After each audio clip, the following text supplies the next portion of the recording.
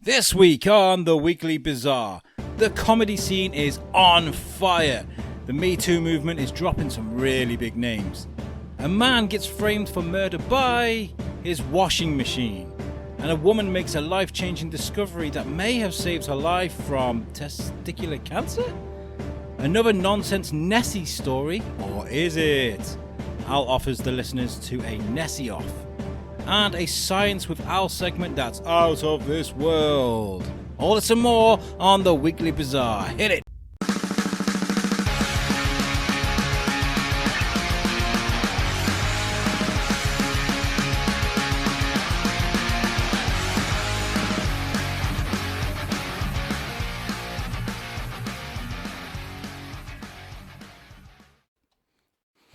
Hey guys, welcome to the Weekly Bazaar. I am your host, Alex Whiteley, and joining me is looking very, very fucking cool today is the amazing Shane Chebsey. How's it going, sir? Yo, I'm good, man. How are you? I'm pretty buzzing, actually. I mean, like, we'll get on to me in a second. Let's introduce our third co-host, and that is the amazing, the hilarious Lucy Orchard. How's it going, mate? Oi, oi, how's it going? Hey, cock, how's it going? Hey, Lucy. But we are all a little bit giddy. Mm-hmm. Giddy. I am drenched head to toe in sweat. I'm just a ball of just horrible sweating. Say it slower. Stop it. Just a hairy ball of sweat. Is that sexy? Does that do it for you? What, Alex? Your hairy balls are sweaty? Yes, they are. I'm like, you're right. Goodness gracious. Great balls of sweat. It's funny, isn't it? Because, like, you know, when a sexy girl's got a bit of that bit of, you know, that kind of glow and the sun and the little bit of sweat, like greasy body, it's kind of like, oh yeah. Stop it, man! Stop it! I'm gonna have to go sort myself out. You can carry on. When a bear like me. It should be worth mentioning this is our first official Weekly Bazaar three-way on Zoom where we can see the beautiful face of Shane. And that now means that no matter, I don't know what you used to get up to on the podcast, but we can fucking see you now. Well, for a start, I've had to put my pants on. Whoa! No one said that was no. Is that for all of us? I'm not wearing pants, but you can't. Not got any pants on? No. By the way, guys, the world didn't end. Hey! No, it didn't. Hey, well done. I was just thinking that, actually, because it was supposed to end on Sunday, wasn't it? Yeah, well, congratulations, scientists. You got that fucking right, didn't you? Can you see that? Do you remember, like, Alex usually schedules the Zoom link this week? He just didn't, because I think he was like half and half in his mind. I'll just bring a link up when it's time. Yeah. Yeah. I'm like, maybe I can get away with doing this week's show. It has been a funny old week because the weather's been, I wouldn't say immaculate, but we've had the days where it has been good, has been just roaring with heat. It's been amazing. It's been lovely. Yeah, it really has. Yeah. Do you function well in the heat, do you, Alex? Do you like thrive when it gets hot, or do you suffer? Usually, yeah. Well, I like the heat. I think I'm born for it, you know. But at the same time, the last 2 days have been too much for me, which is odd. You know, I'm a balding guy, which means I have to look after my noggin because after an hour in the sun, you'll appreciate this, Shane. You can genuinely get sun headaches. Like, it can be quite bad. So I'm always wearing a hat. And I'm always wearing my shades, which is can be a bit of a risk because then you end up with these big white goggle marks on your face. A panda face, yeah. Yeah. But yeah, I spent a couple of days in the garden with family. I was editing yesterday in the sun. It's been nice. Yeah, it's been good. Yeah. You, Lucy, you good in the sun? I am good in the sun, but I'm going to go with a bit of a Whiteley segue here. It's been rather hot, but it's been there's a lot of heat in the comedy industry at the moment. I need to use my little platform. See. So, you know, last week, Alex brought our attention to the charity PEGS. Yes, he did. Raising awareness for parents who need support in regards to abuse from their children. Well, I would like to use my platform this week to bring attention to an organisation called the Live Comedy Association.co.uk. This week, you may not be aware of it, but the UK comedy scene is on fucking fire. The Me Too movement has come to comedy. And shock horror, did you know that there were bad people in the comedy industry as well? No Really? way. No, seriously, it Ooh. wasn't just Weinstein. There are a few more. Yeah. And the Live Comedy Association, although they are not the police and they're not a legal team, they are putting in resources and sort of systems in place for people, male and female, that maybe have been victim to harassment or abuse or unfair behavior. And that's for men and for women, because there are women that aren't, good, and there are men that use their power against male acts as well as female acts. Yeah. So, I quite like the idea of us, whilst we're funny fuckers, I like the idea of us just bringing attention to one cause each week, because the things I've heard make me want to learn how to throat punch. I can teach you if you like. But I mean, there are a few things that were brought to light last year when the Me Too movement, really, boom, here we go. Louis C.K. is a nasty piece of shit. Don't even get me started. A nasty piece of shit. Kevin Spacey got away with it by saying he was gay. And I'm not being funny, but he's groping 14-year-old boy. Exactly. We can go into it, but it's it. I don't think he got away with it, did he? I mean, it was a big thing. And there's something this week in the comic industry as well that's come out. I don't know if you've seen it, Lucy, about a certain writer. No, I haven't, but we'll talk afterwards. A certain well-known writer has been accused by lots and lots of female friends of, inappropriate behaviour. There's two ways of looking at it, I think. I mean, I look at it, and I've got no horse in the race, because I don't know the guy personally, so I'm not going to defend him just because I like his work or just because I like him or anything like that.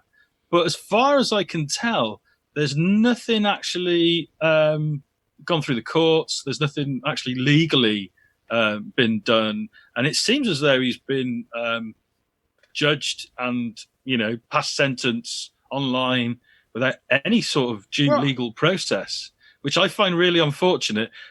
It's obviously exceptionally unfortunate that any of those young ladies have gone through any harassment. That is the main thing we have to remember. But have we lost sound? No. Sorry, I was just I'm isolating with my mother, and when somebody tries to open a bottle, like a box of Maltesers in the cinema slowly, but does it louder than trying to do it daintily is actually going to cause more noise. My mother's trying to open a tin of tonic water.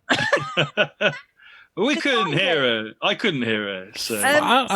Hey, it's Mama Orchard. She can do what the fuck she wants, okay? I love me some Mama Orchard. Crack on. Open your... If I can look like that, even in 5 years' time. The thing with it is, so like you said, Shane, it's very difficult for people to get evidence of bad doing when it's just... do you know what I mean? It's like... To have a crime committed doesn't mean, something bad didn't happen. Oh God, yeah. You can say things verbally that will never be recorded, or there's a lot of female comedians. I mean, I as a truck driver have been a female truck driver. They come around and they put their arm on the top of your back when they start talking, and then that arm is going to slowly slide down your back, and it's a race between their hand and you running.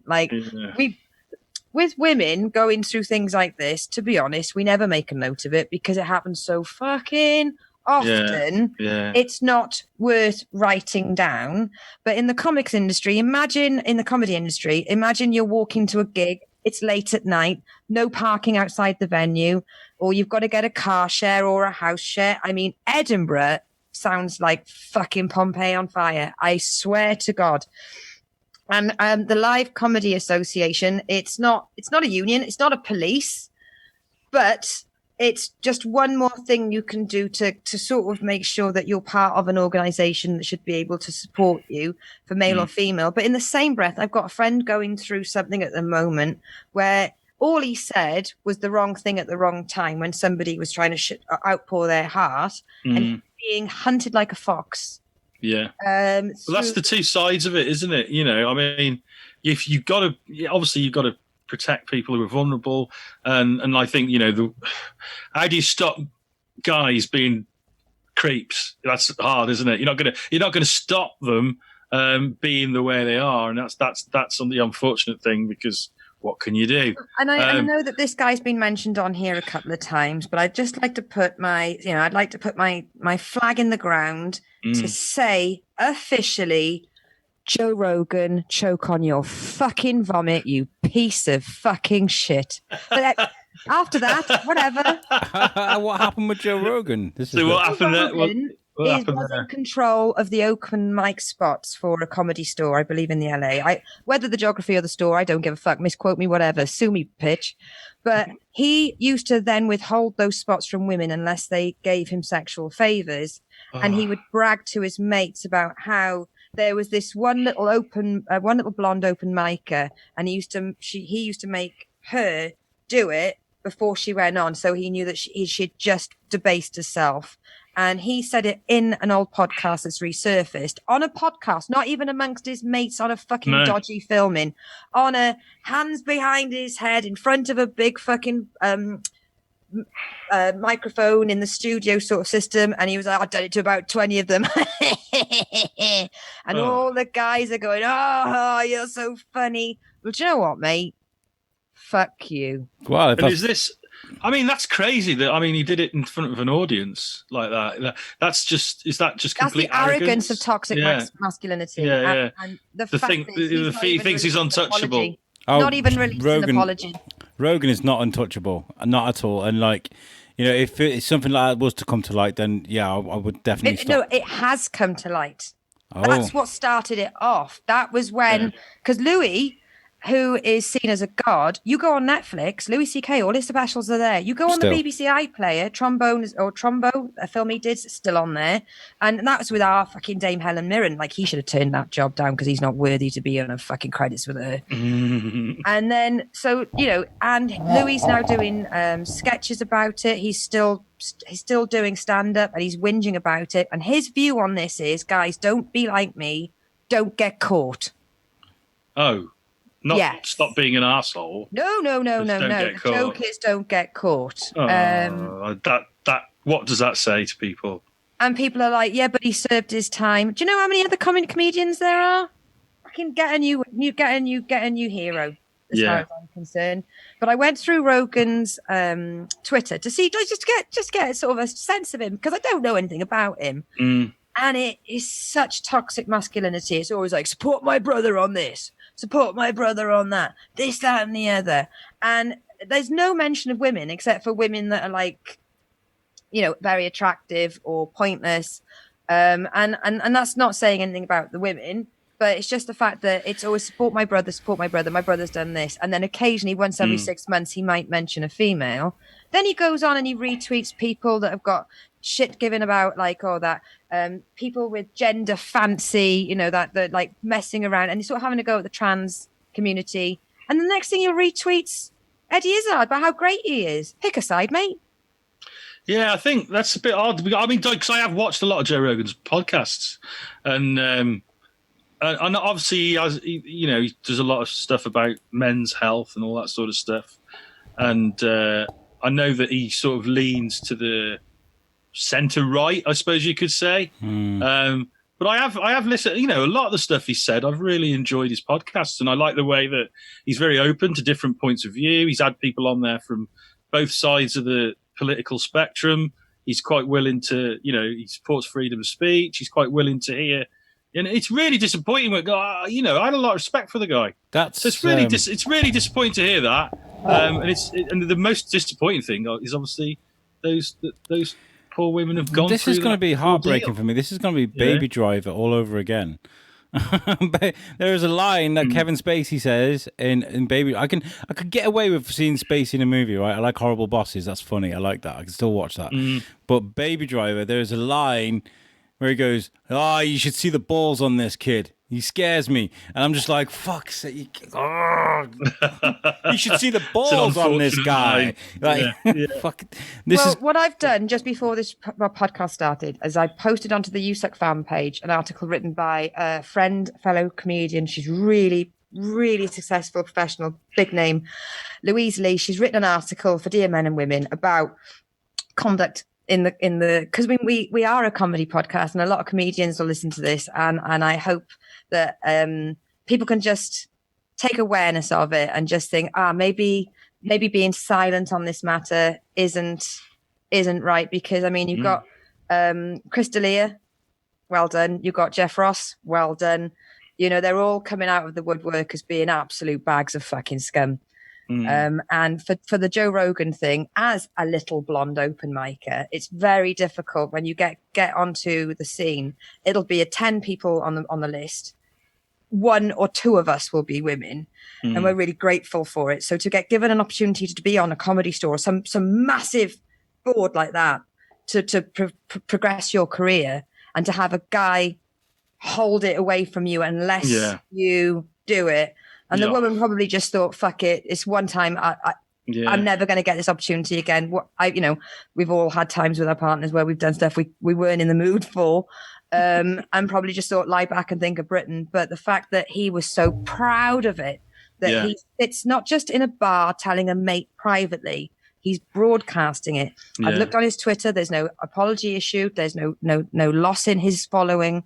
There's no chance of his contract being revoked or anything like that. Yeah, so that's the other thing, isn't it? Because he's just gone to Spotify for, what is it, Alex? A silly amount of money. Yeah, million, 100 million, yeah. 100 million to be exclusive to Spotify, and that comes out. I mean, Spotify must be thinking, shit, we've got to protect our golden goose here. If he goes down, we've just lost a load of money. It will be it will be a launch of what is new for Spotify as well, which is like the video podcast, right? So they haven't got that feature at the moment. You've probably got music. They put a lot of investment into this guy who could have just pissed it all up the wall for him. But I mean, we said at the time, we hope one day to have a podcast like him. Well, quite frankly, guys, I am more proud of the podcast that we've got than him right now. I can testify that Lucy had to do no sexual favors to get on this podcast. No, not at all. Not at all. In fact, the first... We did, however. I mean, there's the metaphorical fellatio sense. I mean, Shane helped me with Comic Salopia, so I'm helping him with this podcast. It's like we help each other. Yeah, it's you scratch my back. Well, I mean, the reason why I'm here is because the first time I got an interview, it was about doing a comedy gig in a comic book shop. And I wanted to make sure that I promoted ICE festivals so much that I even spelt it out in case people didn't understand what I was saying. And I think I mentioned it 2 or 3 times because you want to help your friends support. And that's when you invited me on, because you were just like, oh yeah. And I mean, the fact is I'm a comic book fan, and I'm a female. I mean, I'm fucking rare. And yet, Shane, when you needed a driver for your festival, you didn't think, oh, she's a girl. You were just like, oh, Lucy will do it. Yeah, she's got a fucking license and she knows about comics. That's all we need. Going to talk. When the guests arrive off the plane, she's actually going to know who they are and what. Do you remember? I made little names, but I made them into comic speech bubbles, and I wrote their names, and I had all little stuff in the back, and then I talk about. I remember picking up Steve Rude and his wife and the 5 luggage and the 2 kids and that vases that went off. But yeah, I mean, you have helped me, and I've wanted to help you. But for him to, I mean, I know the story was, I know the activity that he committed was a long time ago. I'm assuming he hasn't done it again. And I know that the footage is old, but still there's been I put my hands up. I was being egged on. I'm not, not even I'm actually ashamed of it, but I was just trying to be a boys club. Nope, the fucker doesn't care. We talked and about this. You could sort of understand that, couldn't you? Sorry, Alex. It's okay. You could sort of understand that, couldn't you? Because, maybe if it was 20 years ago or whatever, he could be a different person now, And, if I'd have said something like that when I was, 20, and, it came out now that I said, and it was public, I think the way I'd defend it would probably be, I'm not that person anymore. I'm really sorry. But I am not that person anymore. And, the fact that he's not even bothered to do that makes you think that he's either he doesn't give a shit or he is still that person. When it gets to a point where you're worth 100 million, You can't. I've got a feeling you can't just come out and say shit. You've got to run it through the ringer first. Like You've got to think about what you say. Yeah, exactly. definitely. Yeah, but the thing is, we spoke about this with Jackie Jordan, right? We had her on. She's worked in Hollywood for decades, right? And she's been through all. She's seen it all, right?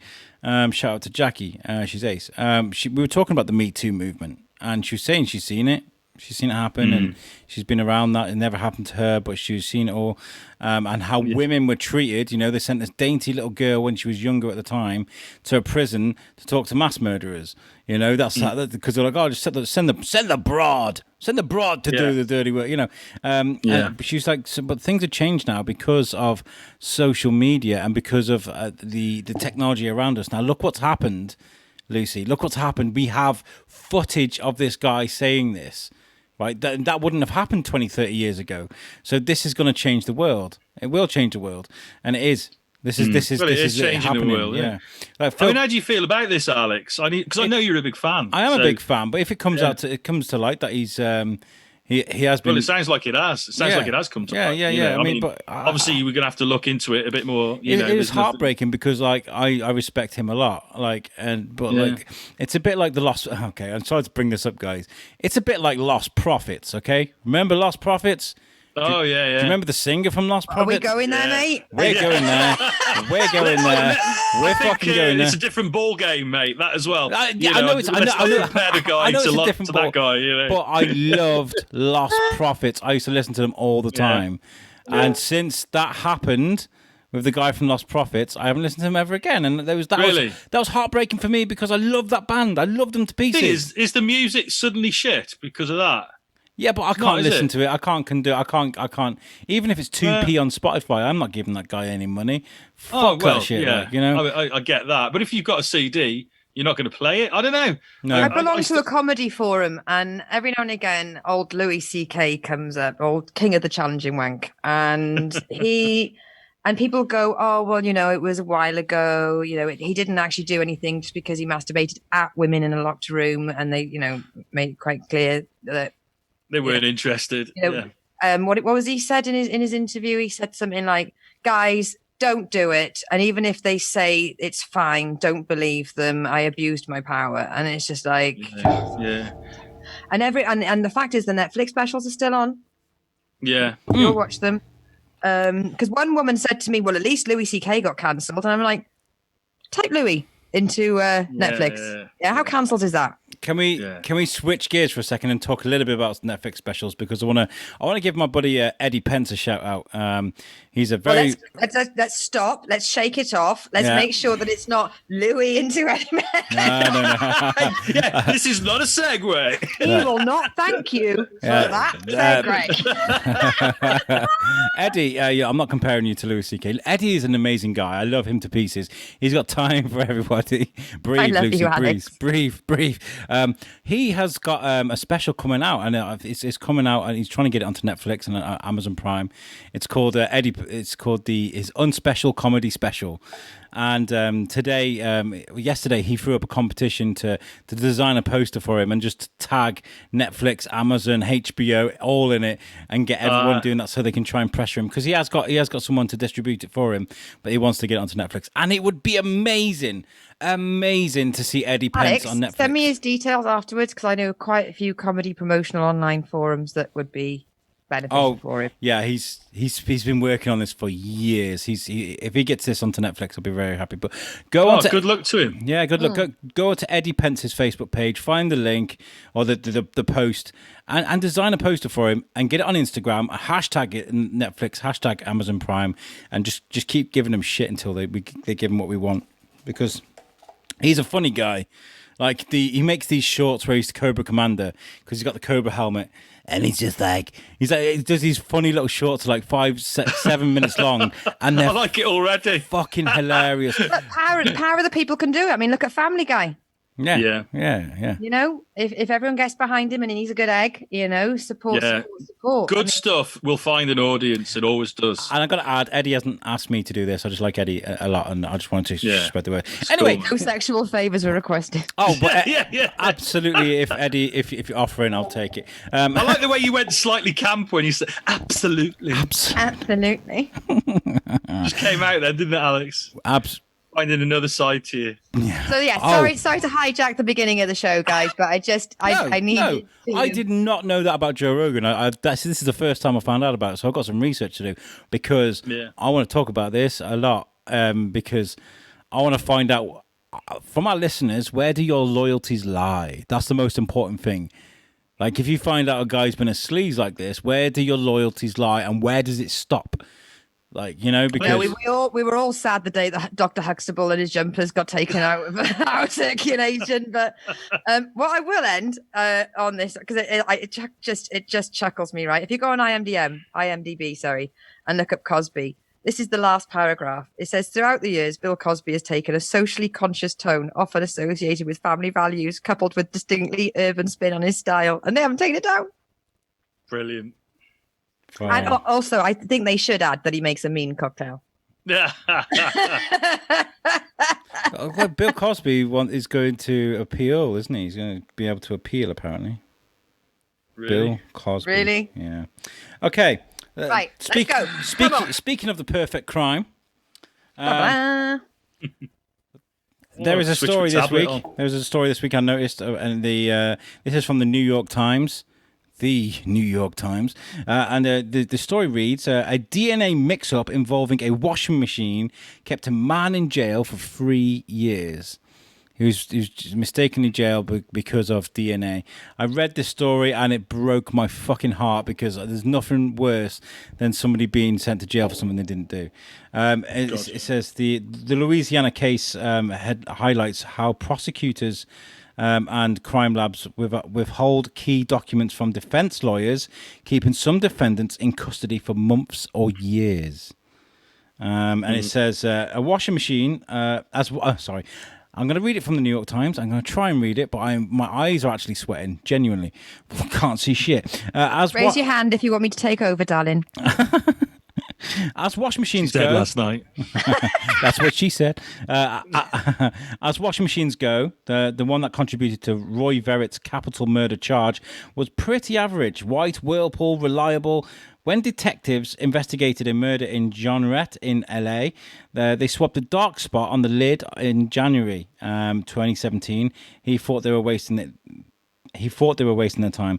Hang on, was he dancing in the moonlight? Because that sounds like it was a top loader. Hey, come on.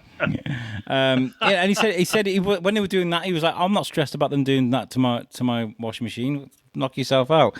But on April 19th, 2017, detectives from Iberia Parish Sheriff's Office arrested Mr. Verrett. He recalls being told the DNA tested had identified the stain on his washing machine as blood of Howard Poche, 75, who was stabbed to death 16 months earlier, and it was 99.9% certain. And the DNA came from Mr. Poche, according to a police report. The judge later cited that this undisputed evidence when setting Mr. Verrell's bail at $500,000. Mr. Verrett, a 50-year-old mechanic, could not remember when he'd last seen Mr. Poche, with whom he had a passing acquaintance. And so for the next 3 years, he has awaited trial.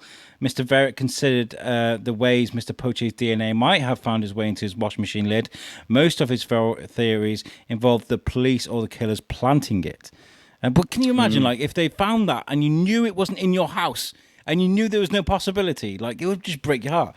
The fact they found it off one droplet. Right, I don't know if our fans are familiar with the Squid of Depression episode of Red Dwarf, when they're like, Rimmer can't swim. There was a micro dot on his swimming certificate. Didn't you find it?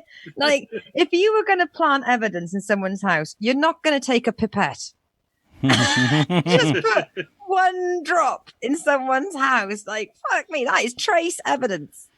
It was terrible, and he said that he was in jail for 37 and a half months. And other than when he was sleeping, he was thinking about, all he could think about was this and how he was guilty and what happened. Well, yeah. I mean, that's all you're going to think about, isn't it? Yeah. It said this month, prosecutors dismissed the first-degree murder and armed robbery charges against Mr. Verrett. This followed an evidence admissibility hearing in which the lawyers offered an explanation. A crime lab analyst had mixed up 2 DNA samples, one from the lid of Mr. Verrett's washing machine and the other from the knife that was used to kill Mr. Poacher. Fucking hell. You know, it's like, which one of these is incriminating evidence? The washing machine or the knife? Ooh, I think it might be the knife. Oh, that is a god awful fuck up. In because I mean, when you're talking about like evidence and crime, like I swear to God, guys, I wasted my life doing my degrees on anything other than crime drama. That is out of all the research I've ever done in my life, I've watched every single crime drama there has ever been. And if you start off with like Sherlock Holmes, when they brought in like he could do this tobacco. That he had the knowledge of which ash came from which fag. Then you've got cigarette, sorry to our American fans. Then you've got the fingerprint, you've got ear print, you've got blood DNA, and I think it was Margaret Thatcher that was quite involved in passing the blood DNA passed through. But they've always said when they allowed the law of trace, so say Shane committed a crime and I went for lunch with Shane and then I got arrested, there is a possibility of the transfer, of just social interaction, or in vice versa. If like I'm wearing a cashmere cardigan right now, clang, doing well for myself. But if I was to kill Alex and they would find a fibre of my cashmere, so that you've got the trace transfer. Yeah. But they've always said that you can't just go, there you go, that's that, and there's to be science, but no. It's not irrefutable. There was no evidence to back it up. And the thing is, when somebody's freedom is at stake, surely you retest the sample at least. I mean, I work in a testing lab. Okay, we do DNA testing, not that sort of DNA testing, but we do PCR testing, and we do. We do. And if there's any doubt with any result, the first thing you do is, have we got the sample still? Can we retest it? Will we get the same result? All they had to do was that. If they'd have done that, the guy would have been acquitted straight away. I think the problem is in America they have such a long waiting list of trials that are still going on, but people that have had to be held in remand. So the fact is, it's taken them 3 years to go and test them, which speaks in volumes to the judicial. Well, there is that. I was trying to say the judicial system. I attempted it once, got it kind of right, went again, and it's kind of spat all over my microphone. The judicial fuck off. Judicial. Oh my God! It speaks in volumes about the judicial service system in America, because obviously there's all these people that are in jail, and this guy's innocent. He's sat there for 3 years. There's also the fact, I think, from speaking to someone who works in a lab, I would say that somebody who's tested that doesn't want to admit they fucked up, basically. They don't want to say, oh, I got it wrong. The lab don't want to say they got it wrong, because they will be working to a standard and they will have failed that standard by making that mistake. And it causes them a lot of hassle. They will be investigated for that error. Yeah, because if my crime, let's say I committed a crime and they had evidence in that crime lab for my crime, I was there, I did it, I posted a video of myself doing the crime. The minute that crime lab is infallible, I'm going to appeal. Yeah. And say, well, hang on, the evidence came from them. They're known to be wrong. And that is why they are terrified of mistakes like this in labs, because it opens the door for bad people to get away with bad things. Because once that lab has proven to be, not up to standard, it puts into question all of their other testing, because they won't be just testing that one sample. They might be testing 500 samples a day. That machine that they tested that sample with, that plate might have had, 76 other DNA samples on it, and they And then could the all trace be wrong. argument comes into it again, saying, well, actually, that fibre could have been from another person. When it's Pandora's box, isn't it? Yeah, and it's just, and you've got to question the other results the other tests that were put through along with that test if they're using that sort of machine. I don't exactly. I'm not a forensic scientist, so I don't know exactly how it works. You weren't there, Shane. I wasn't there. I don't know all the answers. As Dr. Shaggy said, it wasn't me. It says here the only physical evidence tying Mr. Verrett to the crime was the victim's blood on the washing machine. In early 2018, while reviewing the DNA documentation from Academia Criminalistics Laboratory in New Iberia, Mr. Singer spotted some peculiarities. One of the tests to confirm the strain on the washing machine was blood where marked as both negative and inconclusive. Stranger yet, though an analyst tested the knife supposedly used to kill Mr. Poche at the same time as the washing machine swab, Mr. Singer could not find the results for the knife. Several subpoenas of the lab failed to produce the missing material. He did not get the full report until January, 3 years later, after the knife was tested, he said. The director of the Academia Criminalistics Laboratory said he was not able to comment because the investigation in the matter is ongoing. This guy is going to get a payday, though. He's going to get fucking. He's going to be rich. They're going to be investigated, that lab, for not withholding their standards. Yeah. That's bad. That's bad. And that's why it's so important, that people that do the job that I do and other jobs like forensic science do it right. It's so it affects people's lives. It affects people's well-being. Mr. Poche, who's 75 years old, was sleeping with Michelle King in exchange for drugs or money. For drug money, and she admitted afterwards that she'd witnessed Mr. Poche being killed, and got told to clean up the mess. So the crime was solved, but this other guy sat in prison for 3 years for something that he was innocent for. So poor guy. And a washing machine, not the washing machine, obviously, but the situation is involving his washing machine. So I'm going to say his washing machine's landed him in this shit. Poor guy. Which is not standing fast to like men's excuse. I'm not going to use the washing machine, love. You never know. I go to jail. That's a cool one. Lucy, you brought one about travel, didn't you? I want to talk about this. Yes. Well, I mean, it's a case of we are on lockdown, right. So, for example, my a friend and international embassy that I interviewed just recently, Cara Snell, she was in Australia when she was doing one. I think I always get these confused, but she was doing one Australian fringe, and then she was having a little week off, and then doing another one. Lockdown came back in, all her jobs got cancelled, and then like they've stopped the what are they calling it? The air corridor. They're stopping any more external flights going in there. Then they recently, with the lockdown, there's like stories of EasyJet opening up certain places. Portugal isn't, Spain is. Now, in my mind, I couldn't even consider going on holiday right now to anywhere.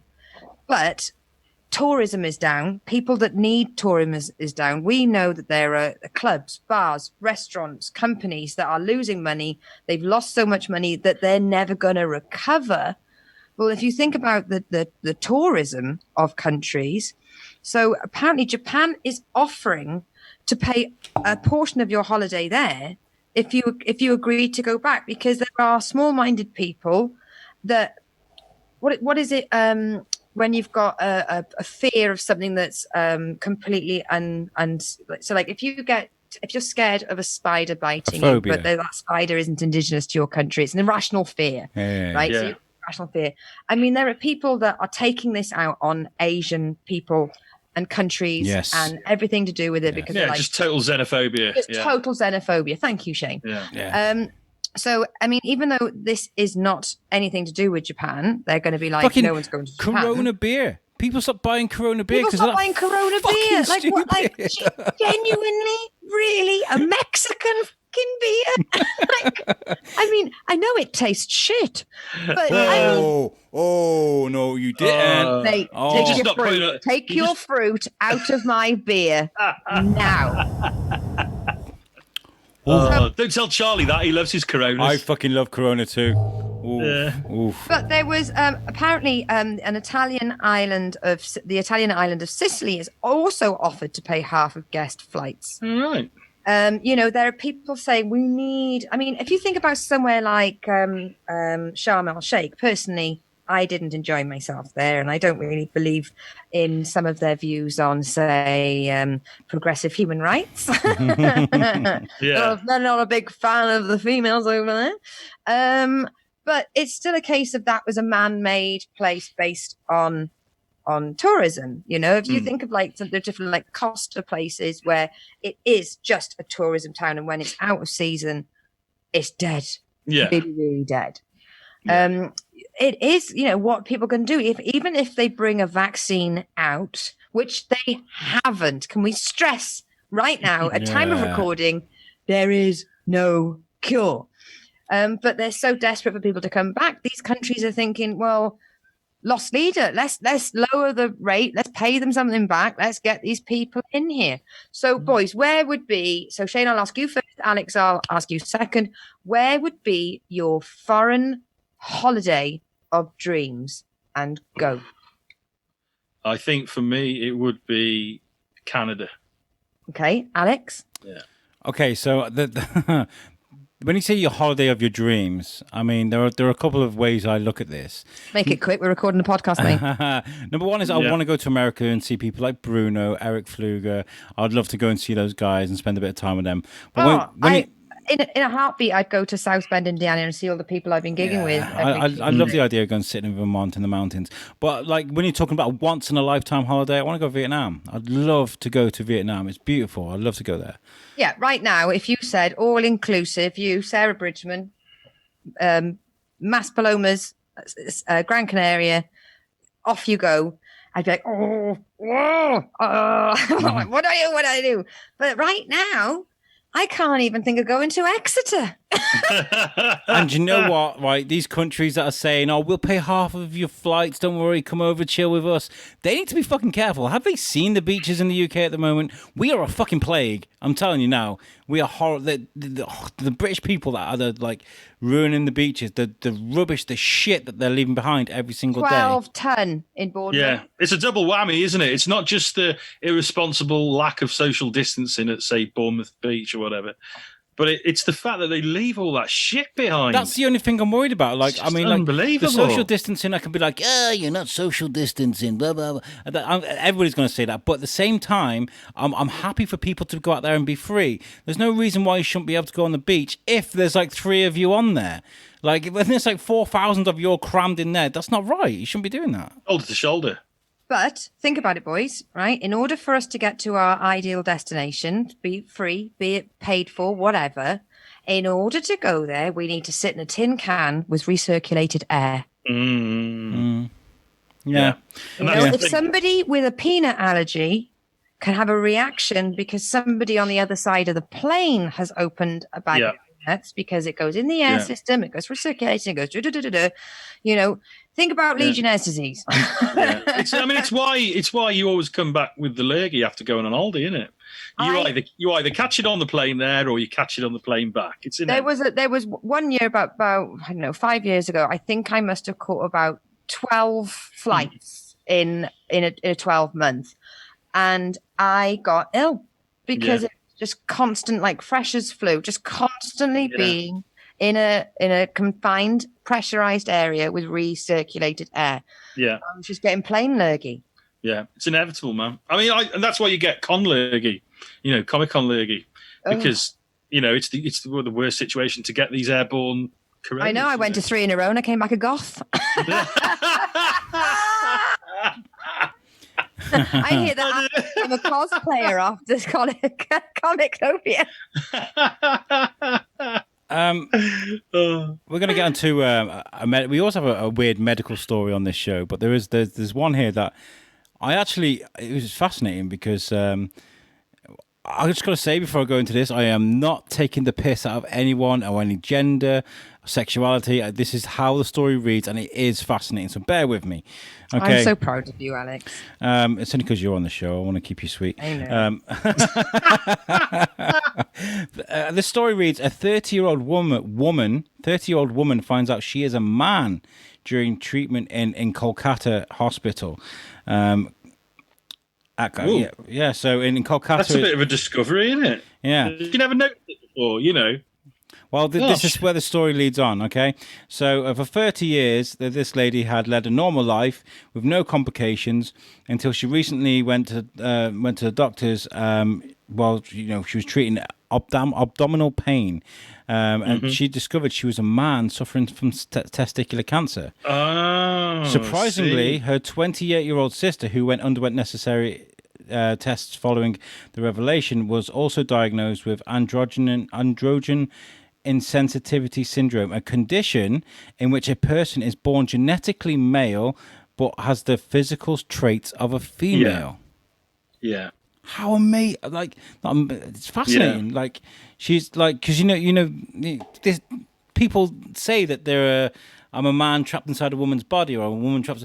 They say that and they feel that that's how the gender thing comes, right? That's how it all changes. But physically, she was a guy with women. With a woman's body. They say that sex is physical and gender is your brain. Do you know what I mean? So the difference is you may have the physicality of a man, but inside you've always known you're a woman, and therefore there's the arguments of Yeah, I mean, this is an interesting one. Say male or female, but how do you identify? That's the issue. And there's a lot of people who have been trapped mentally in a physical body, but this woman's got a woman's body, and she identifies as a woman. And identifies as a woman. I had no fucking idea. She had the other chromosome. She had. I mean, the first thing you need to prescribe her is fucking counselling. Yeah. Yeah, that's before any medical. If that was the case, the first thing the doctor would be saying to me is, "I've rung your mother." I mean, I suppose it depends how she feels about it. I mean, she could just say, "Look, I identify as a woman. I look like a woman. I feel like a woman. Just take those balls out and let's be done with it." But this is a kind of a deep impact on her life, though, because if she's a bloke, she can't have kids. Can't she? I don't think so. How much of a bloke? Yeah, that's the thing. Has she got a womb? That she had external genitalia. Yeah. So internally, she has no womb. She has no uterus. It said starting from her voice, developed breasts, normal external genitalia, everything of that is that of a woman. However, uterus and ovaries have been absent since birth. Wow. She has also never experienced menstruation. And the thing is, as the woman on the team, you can have it that you started having menstrual you can start menstruating when you're like 5 or 6, but it's terrible. The tests are absolutely horrendous to put on a child of that age. You kind of just think, well, maybe it'll stay or go. And there are some people that never ever menstruate, and it's one of those wicked cards that Mother Nature plays. So she probably just thought, all right, I'm one of them. Yeah. Tampons. But ultimately, she's not. If they go, oh, how would you know? Well, she's standing naked in front of a mirror. Everything she's looking at is female. But ultimately, you don't naturally go for a full body X-ray. No. Yeah, how are you going to find out unless you have a medical issue? And they did. They had to conduct clinical examinations. After she complained of abdominal pain, and I can't read today. So she had testicular cancer, did she? Yeah, she's got testicles inside her body, and we've read of like people that have had a stomach ache, and it turns out it was a hairball because they've always chewed their hair. People that have had a tumor, and it turns out it's their fucking twin. Yeah. There's abnormalities that have happened in so many times, but then he says it's very rare, and it can be found in 1 in every 22,000 people. That does not sound fucking rare. That's not that rare. That isn't rare. That's not rare. Unless that's what he's saying is about not experiencing menstruation. Unfortunately, they've over punctuated and they've not reported it amazingly. But the fact is, the chromosome was XY and not XX. Dude, Fuck me. Wow. Wow. That's fascinating. I feel like I brought up that story because I was like, I really wanted to talk about this in a way that this didn't done exactly what I wanted to do. But we've all just gone, whoa, no way. And we've just had this amazing conversation about it. So I mean, her husband is going to be. I think her husband actually won't be too bad with it because ultimately she's never known this. Yeah. He's never known this. You know, we spoke about that story about Mur. Yeah. Well, Right, that's different. the story where that person was representing themselves as a female, but were pre-op male. Yeah. In physicality. It was a deception. And it was a story of deception. Yeah. This is not deception because there was no signs for this woman. No. But I mean, fuck me. And she is a woman. You know, I mean, that's the thing, isn't it? She's a woman. She is a woman. You know, there's no getting out of it. Doesn't matter. In this case as well, more than I bet there's some prick that makes a fucking joke about it. Yeah, this is what I was going to say. There's some ignorant fuckers out there that'd be like, oh, she'll have to change her name to Brian now or something. And that's horrendous. Yes, then. Oh, I bet there's... humanity is a fucking nasty cess. I played poker, the one that people used to play on Facebook, right? It's an app for it. I've been playing it. And there's generic pictures of everybody. And there's one of a blonde girl. It's just a cartoon thing, a card that's generic, right? It's a drawing. Anybody that turns the guys on there are so creepy. They're so horrible. Like a girl joins on the table and they're throwing roses at her, and they'll even throw roses at the girl with the picture, like the drawing. I'm like, what the fuck is this shit? Just play cards, you weirdos. Yeah, guys are mostly. Well, not on everybody. behalf of the Weekly Bazaar, we hope that you're okay, love, and we genuinely wish the fucking best for you. Yeah, Suffering definitely. from testicular cancer because they were undeveloped. Hopefully, maybe that means it won't spread as much. I don't know. I'm not a doctor, but God bless you, love, and we wish you all the fucking best. Really, really do. We really do. Yeah. Yeah, I wouldn't wish testicular cancer on anybody. Genuinely, never mind. I can't wait to see the fucking Whiteley segue on this one. He's going to talk about one of his friends now, isn't he? Because when it comes when it becomes to the things being undiscovered, it can add a lot of confusion to people. And what we have here is a story featuring the Loch Ness monster, and a story that's caused a lot of confusion. That was Nessie is actually a man. He's actually called Keith, and he's been living in Croydon. Yeah. A diver was swimming under the water, and he saw this massive pair of balls. Oh, fucking hell, Nessie's a man. And I apologise, and I said I'll wear shorts next time. I'm sorry. Right, Shane, you brought this one to the table. What's this you brought us, mate? Yeah, well, Lucy did actually say this might be an old picture, so I apologise for that. Because just before this, I put in the person took the photograph, but I was out, I was doing something, and this story crossed my path, and I do love Nessie stories because me too. Who doesn't love a Nessie story? I don't know, man. That shit bores me. All the Bigfoot stuff, Nessie. It bores you. You got no sense of imagination, man. Anyway, so a photograph, of Loch Ness has got people excited that it could show the elusive Nessie. It shows the back of an animal in the water, with the image too far away to tell if it is scaly or otherwise. If it is a fish, it must be a very large one. The photographer himself is sceptical that it offers proof of Loch Ness monster lurks in the depths, but that hasn't stopped others wondering. Steve Shallis of Southampton took the picture last September, so it is a while ago. Oh, that was it then. Yeah, and recently posted it on Facebook. He asked for help identifying the animal, saying, "I started taking a couple of shots, and then this big fish came to the surface, and then went back down again."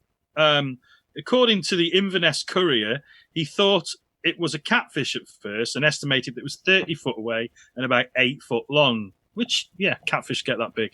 But others responding said they had ID'd it as Nessie swimming near to Erfurt Castle. Oh, wait a minute. I'm just going to stop here. It's like, it looks like a catfish. Looks like a fish. Probably a catfish. No, it's definitely Nessie. There's no doubt about it. Oh, fuck off. There's no chance it's a fucking fish. It's fucking Nessie. Yeah. Okay. Keep coming and bringing your tourist money. Come and buy the souvenirs from Nessie shop. Yeah. Come and get your souvenirs right now. There's a Nessie swimming towel in the shop right up the road, and that's not a fucking catfish. Yeah. It's just from. It's so clear, but it's too like the fish part of the picture is like HD, but the water part of the picture is like not HD. Do you know what I mean? It's just. And it could have been also, autofocus. You never know. Shane, if you had taken a picture that proves that Loch Ness existed in September, yeah, would you be waiting till now? No. I think the guy obviously, he said it was a big fish. His initial reaction was, it's a fish. His gut instinct said it's fish. When I looked at the picture, I thought, that looks like a fish. Yeah, it doesn't, because I mean, our usual thing of like, the family nest. So, when you think of like it being a snake, it looks like this is more, fish shaped, trout shaped, rainbow trout.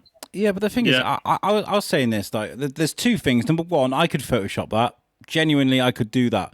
In fact, shall I have a go this week? See if I can make a Nessie photograph. Or get our listeners to do a Nessie challenge. Yes, listeners, I would like you. Well, you know what's going to happen. Graham Arnold will just do me swimming. He's going to do it, and he's going to have our heads on the top of it. Yeah. Okay. Without a doubt. Here's the thing, right? If you can Photoshop a Nessie thing and you can get one better than me, we'll give you a big shout out on the show, and I'll give you some stickers. We're going to be having an Nessie off. Aye. I'm gonna have this. The guy actually who took the photo doesn't think it's Nessie. He's skeptical himself. So I don't think it's a Photoshop. I don't think it's a fake. I think it's just a picture of a fish. There you go. That's what I think. Yeah. For what it's worth. I could be wrong. You could take but anything. If it is a fish, we're going to need a bigger boat. But on the flip side as well, imagine if you actually saw Nessie and you took that picture and it was genuine. How heartbreaking it would be to hear Alex Whiteley on a podcast go, "Oh, you could drag anything that's big on a fishing line and make it look like it would be heartbreaking." But at the same time, I don't know. I think if you saw Nessie and it was undisputable because it came out with a long neck and it was a fucking dinosaur or whatever, a plesiosaur, which it can't really be, by the way. And he said, "You owe me $350." Yeah, it's like you'd know, wouldn't you? You'd know yourself. It wouldn't really matter what anyone else thought. You'd seen it. You wouldn't give a real. No one believed you. It doesn't matter. It'd be like that guy. You'd be holding the camera, and it'd be like, "Look, I've got look." Sorry, look, everyone, because there's fucking midges everywhere. Slapping yourself. Look, I think that's I mean, to go back to the bad round there. There's a guy from Independence Day who's like, "Oh, they abducted me, man. They did terrible things to me," and he gets the piss taken out of him for his whole life. Randy Quaid. Yeah. I don't talk about the actor. He's a bit of a oddball, but he's another one, isn't he? Is he? I don't know. They all are, aren't they? Just who we can discuss is getting smaller by the day. Yeah. But I'm back, boys. Okay, we are at that segment of the show that we all seem to enjoy, and it's our Science with Al. And Science with Alex. Yeah, I hope the listeners are enjoying this part of the show, because I am. I enjoy being mocked every week for my reading abilities and my science. I'm joking. I love it, really. So this is a story these things keep coming up. These what do you call it? The frequencies that get found in space. These noises and so this is from the Atlantic. .com, the Atlantic. I don't know what that is, but that's where it's from. And it's an online paper, I think. Yeah, and it says a mysterious rhythm is coming from another galaxy. Astronomers have been tracking fast radio bursts for years, but they've never caught one like this before. So it's, for about 4 days, the radio waves would arrive at random, and then for the next 12, nothing. Then another 4 days of haphazard pulses, followed by 12 days of silence. So they're not like, it's not like a heartbeat or something natural, or it's they're spontaneous, which is quite cool, I think. There is a. I don't know if you're looking at the same posters that I've got, but there is. I'm reading the article now as you're talking about it. There is actually a clip on this other website I found of the audio. Do you want to hear it? If we can. Let me just. Here we go. Technology problems. I've got it on my phone. I've got it on my phone. You ready? Good luck, everyone. 5, 4, 3. Oh, it started already. You hear that?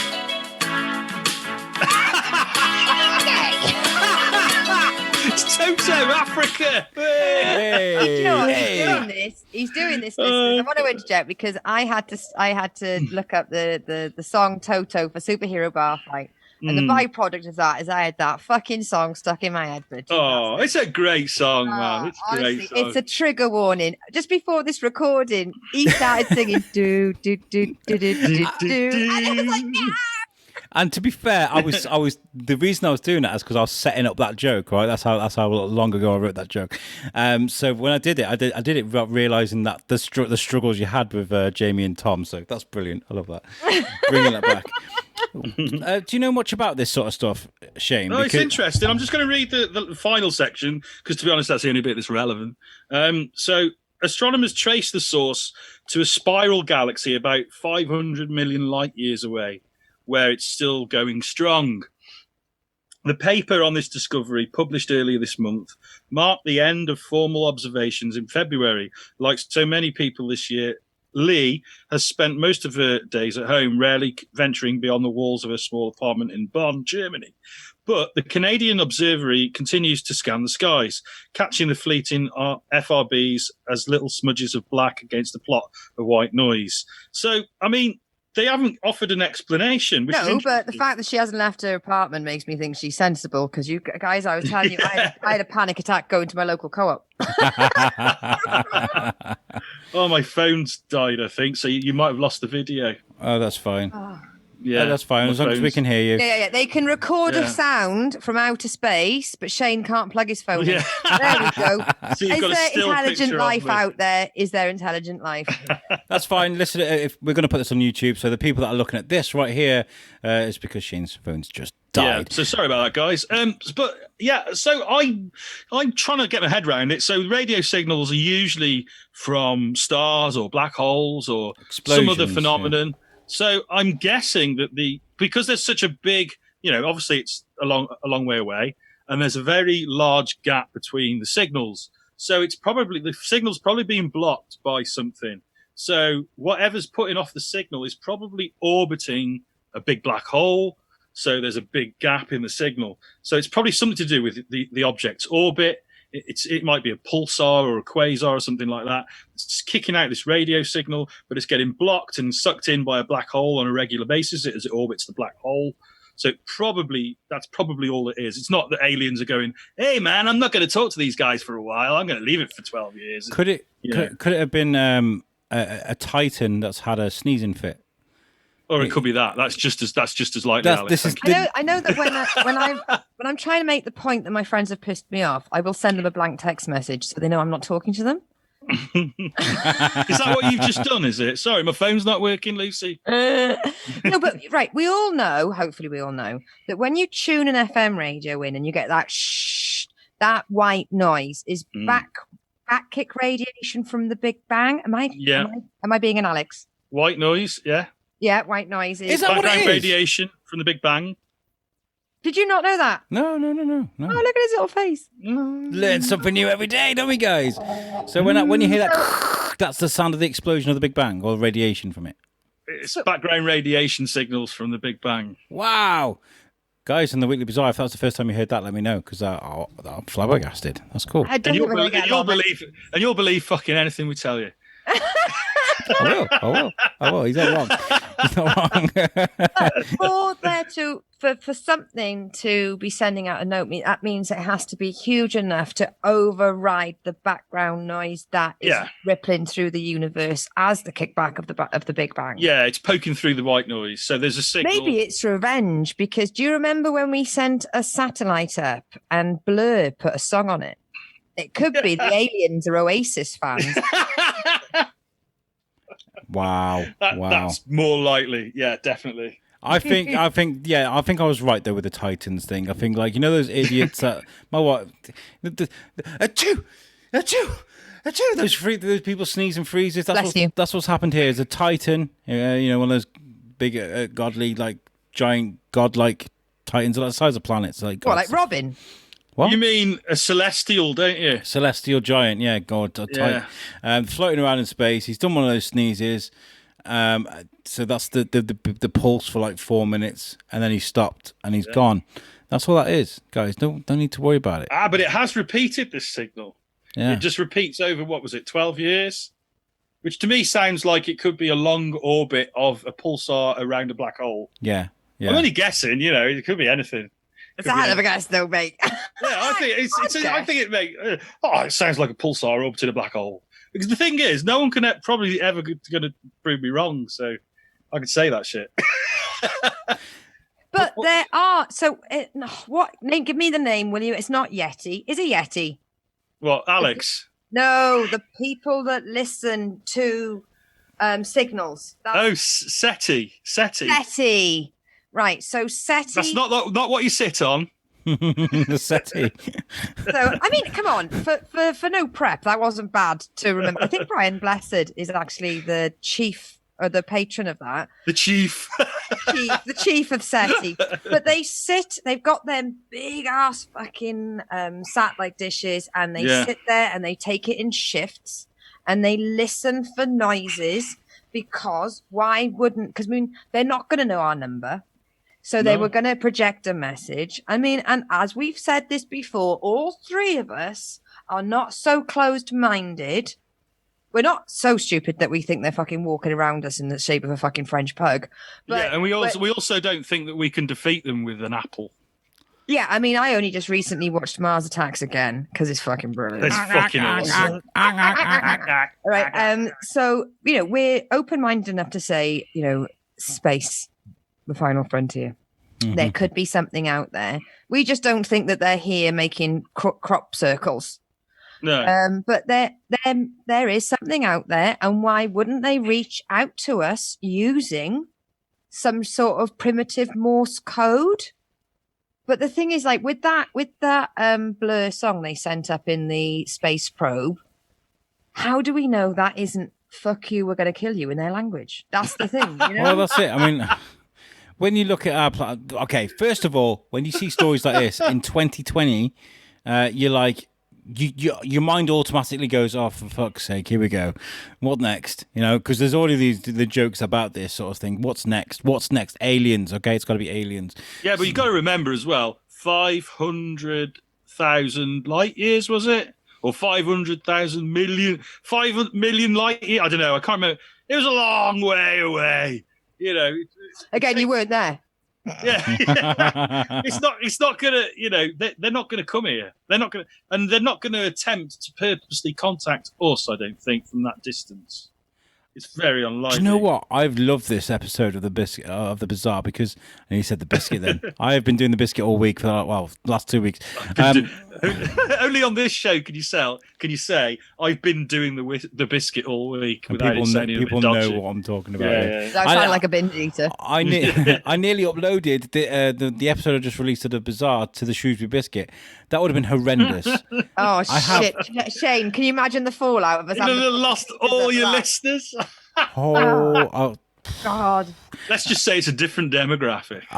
Yeah, it's very much different, and there's a lot more subscribers for that show than there is this one, and they've all got auto downloads. Yeah, all right. Fuck you, biscuit listeners. Fuck you. Yeah. Stick your biscuit up your ass. I'm on a Monopoly board.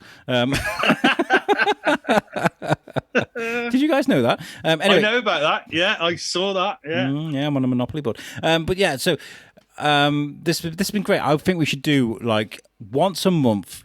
We should just have one where we just talk about shit like this. Like just like not so much bizarre stories, but things that we can just like really sink our teeth into. Like a biscuit. Stop talking to me. Yeah. Oh man, this is the wrong network to be talking about biscuits. Like we know what we're talking about, the dunkable kind, but the American fuckers that are listening to this, the beautiful bastards in America. Oh, they think it's a scone. They're thinking of the horrible scone thing that they make. But yeah, Yeah. Oh, have you seen what they call gravy? Oh, just Do they have gravy in America? Oh no. See, because I mean, clang. I don't mean to mind me saying this, but listeners may know that I'm actually before I became a fucking comedian, I was a truck driver, and I was a truck driver for large music tours. So when I was on tour with Beyonce and Jay-Z, I was very excited. All the people that around me knew I'd always carry an emergency pack of Bisto because nothing can make a bad day better than gravy. And I sometimes would miss meals, but my friends would take a picture of the board and say, "Lucy, there's gravy," and it would get me out of my cab and actually make me go into catering to eat food. So I was very excited to see it was Southern Fried Chicken with gravy. Oh, it wasn't gravy. Oh, it wasn't gravy. It was this whitish grey gloopy shit. Oh. Biscuits and I gravy. had to go back to the truck. I had to get the Bisto out, and I made it in front of the chef so we could learn what he'd fucking done.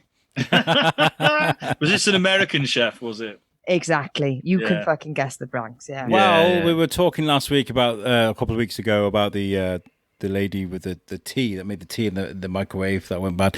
She did another video this week about how to make British eggs, and I thought you were going to say gravy then. She literally got eggs, some salt, Imagine some sugar. she cooked them on a barbecue. She did them in the microwave. Threw them against a wall. She's Scrape very the skin clever. up. I don't know. She knows she went viral, and she's like, "Let's do more." So she literally just put eggs in a bowl with some salt, some sugar, some whipped cream, whipped it all up in the bowl, chucked it in the microwave. Yeah. She's cottoned on Let's the not fact. say viral, because for most viruses you can actually cure that. It doesn't come back. But she's going on, It's TikTok, isn't it? And we haven't got time to talk about the TikTok thing you brought in to talk about earlier. But TikTok is getting a bit out of control. You need to like on the whole. Guys, I've been told, because I'm trying to push my social media for my career. I've been told I'm going to have to hang on, I can't say this. Let me gather myself. Let me go again. I'm going to have to get TikTok. Do it, man. No! Do it. I've got TikTok. We know you have, love, because you're the fucking resident 14-year-old girl of the group.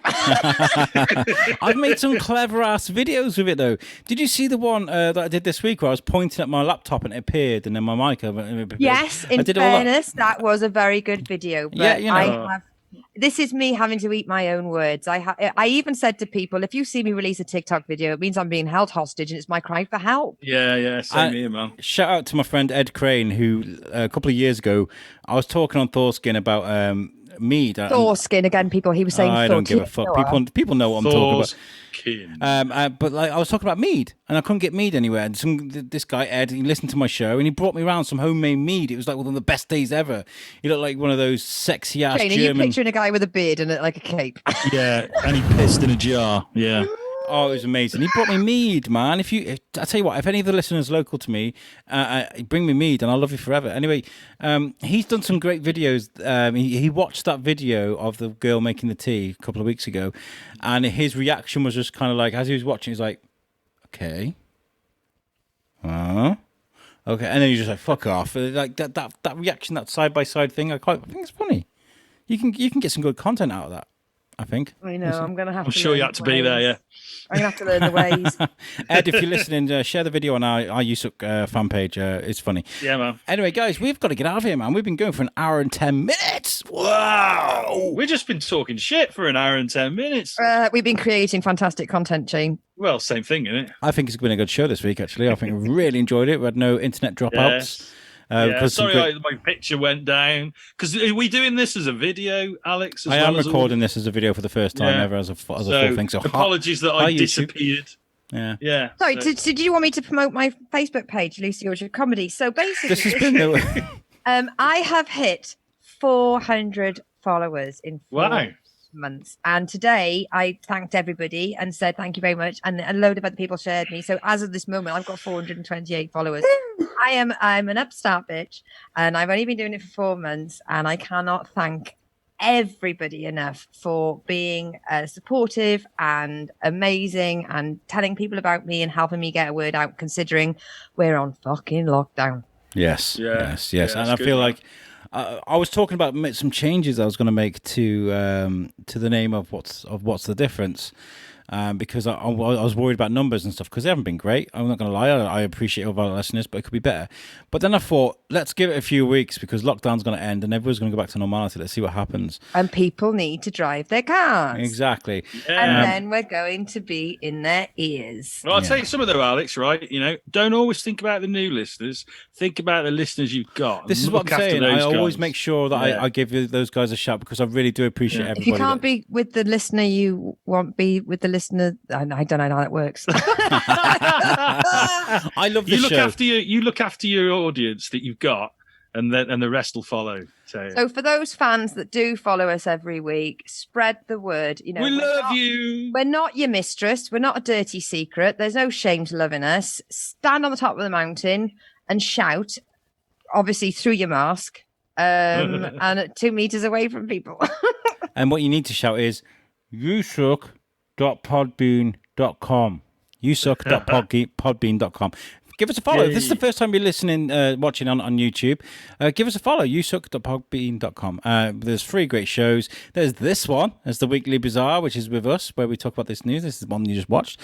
We're also on Spotify as well, aren't we, Alex? We are on Spotify. That's where I listen. I'm a Spotify person. Yeah, Spotify, me too, iTunes, Podbean. Yeah, we're on everything. Stitcher. We're even on iHeartRadio. I believe you can do us on Alexa as well. I believe so.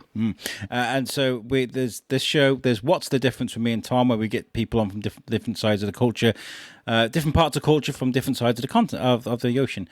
I just picked up my iPhone and typed US UK, and we're on the podcast button there. So if you've heard of the phone, fucking straight Apple, and you have an iPhone, you just click on the little purple button, and oh look, there we are. You keep your hands off my purple button, Lucy. Put yours on mine, babe. On that note, this has been the Weekly Bazaar. I've been Alex Whiteley. I've been Chebsey. And I've been Lucy fucking Orchard. Yes, we have, and we fucking love you guys. Thank you very much for watching, and tune in to our show next week. Peace out. Bye.